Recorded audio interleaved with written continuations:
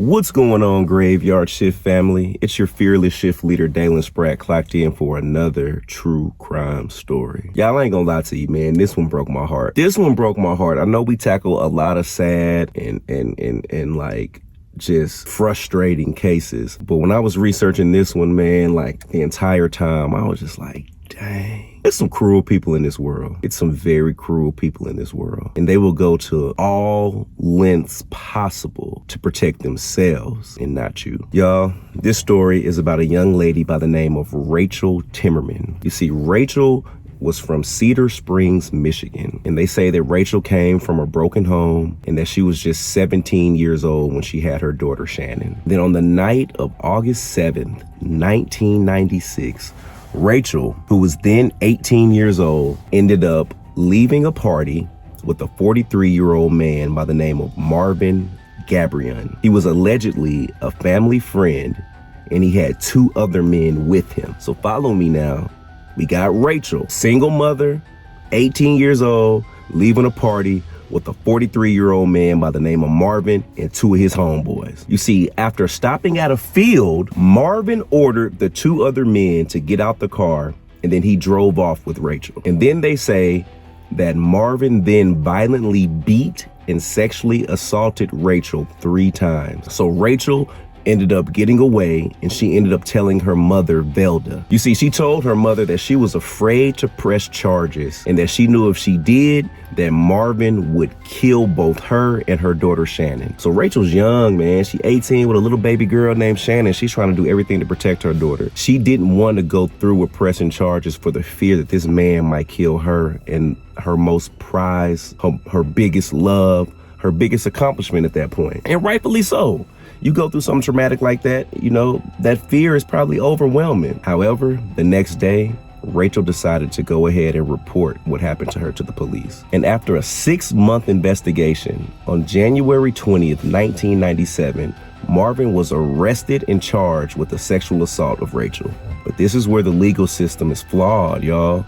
Do you know that this man was released on bail just 2 weeks later? And according to Rachel's family, the sexual assault had a horrible effect on Rachel, both physically and mentally. She had trouble like trusting people after that. Rightfully so. Like, you go through something traumatic like that, of course your level of trust for even the people that you knew, I feel like, would diminish greatly. But see, in the months following the sexual assault, Rachel attempted to turn her life around. She said she wasn't gonna let what happened to her define her. And she was just determined to just get back on the right path and just move forward. You see, she began focusing her time on her daughter, Shannon, her family, and her work at a local restaurant. However, as the date for Marvin's preliminary hearing came closer, Rachel began to worry about having to testify against him. You see, the only way to get Marvin in jail was for her to tell what happened to her. And I can only imagine how frightening and frustrating that could be to have to relive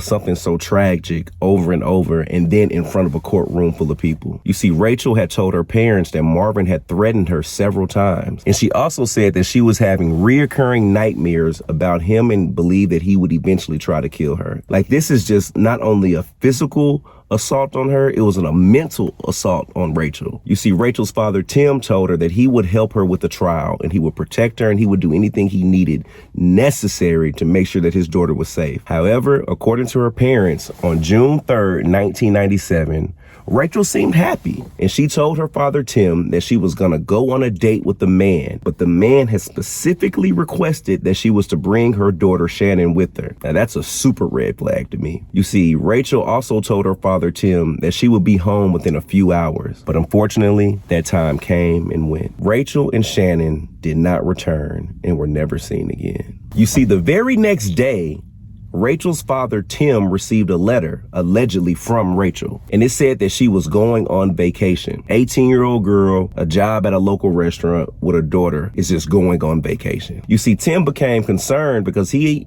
knew that Rachel had just started her job and she was supposed to testify very soon. Then, on June 5th, Marvin ended up having his preliminary hearing, but Rachel didn't show up. And without her testimony, authorities were forced to drop the sexual assault charges against him. I know what you're thinking. What did this man have to do with the disappearance of Rachel? That's what we're all thinking. You see, 11 days later, the prosecutor for the case received a letter allegedly from Rachel as well. And that letter was postmarked from Little Rock, Arkansas. And in that letter, Rachel says that she tried to have sex with Marvin, but when he refused, she made up the sexual assault allegation. So essentially, Rachel sent a letter to the police clearing the name of Marvin, but still no one knew where Rachel or Shannon was. But the prosecutors weren't dumb.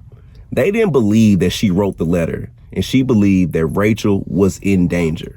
For sure at this point. Then the same day, Rachel's father, Tim, also received a letter postmarked from Little Rock, Arkansas. And it also was allegedly written by Rachel. And in that letter, she said that she and Shannon were fine and that she would call home very soon. However, she never did. Then 2 weeks later, on the morning of July 5th, the decomposed body of a young woman was found in Oxford Lake. It was later identified to be Rachel's body. You see, Rachel had been wrapped in chains, which had cement blocks padlocked to them. She also had duct tape over her mouth and her eyes. See, disturbingly, the autopsy showed that Rachel had drowned. See, what that meant was someone had threw Rachel into the lake while she was still alive. No trace of her daughter Shannon was found in the lake. You see, authorities theorized that whoever kidnapped Rachel forced her to write those letters on June the 3rd. After dumping her into the lake, the killer then mailed them out to the authorities and to the family. See, from the very beginning, there was always one obvious suspect, Marvin Gabrion. Authorities ended up going to his home, and they actually found cinder blocks on his property that matched those that were tied to Rachel's body. Authorities now believe that, Marvin was the one that killed Rachel in order to prevent her from testifying against him at his trial. However,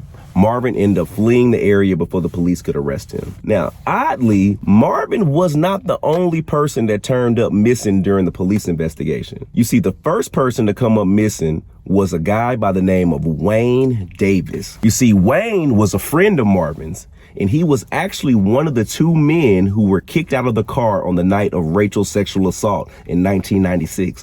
Remember, there was 3 guys that Rachel left the party with. Marvin drove everyone to a field and made the other 2 guys get out. Now, conveniently, one of the guys, Wayne Davis, is missing. You see, Wayne had agreed to testify against Marvin at his trial, but he vanished a few days after Marvin was released from jail. Now, I know we not no math majors at the graveyard shift, but we definitely know when 2 + 2 is equaling 4. This is when the story takes another strange turn. A man by the name of John Weeks was the second person to go missing. John was an acquaintance of Marvin and a friend of Rachel who had asked her out on a date a few weeks prior to her death. He was later identified as the person that picked her and Shannon up on the day of their disappearance. He vanished in late June 1997. Let me run that back for y'all just so I make sure y'all are up to speed. This man by the name of John Weeks was friends with Rachel and Marvin. John asked Rachel to go on a date with him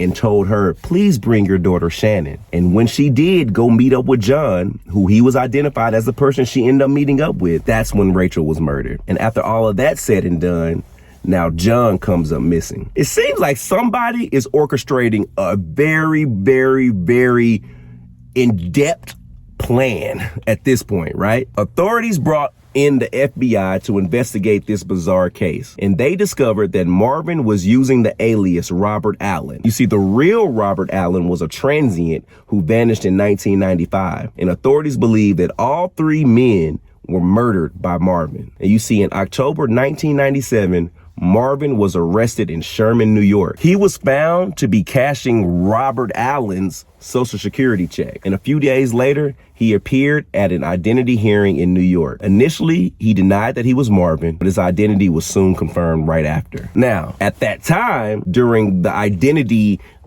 theft case with Marvin, that's all they could get him on. They had no proof or evidence that he had anything to do with Rachel or the other 3 gentlemen's murders or disappearances. But this is where things get a little sticky. In June of 1999, Marvin was officially indicted for Rachel's murder. You see, several witnesses claim to have seen Marvin with her and another man, believed to be John Weeks, near Oxford Lake the day after she vanished. So what it's looking like to me is Marvin coerced John to invite Rachel out on a date so he could kill her. And once he killed her, he had to do what he do with the other witness, and that was to get rid of John. You see, the witnesses recalled that Marvin was driving a distinct pickup truck with a boat attached to it. And 2 days after that, his neighbor saw him dragging a metal boat on his gravel driveway. The neighbor also saw him pulling out 2 life vests, 3 concrete blocks, and a length of chain from the boat. He then pulled it into his garage and ground off the serial numbers. Like, he ain't even trying not to be seen by his people. You see, when the police searched Marvin's home, they found 2 keys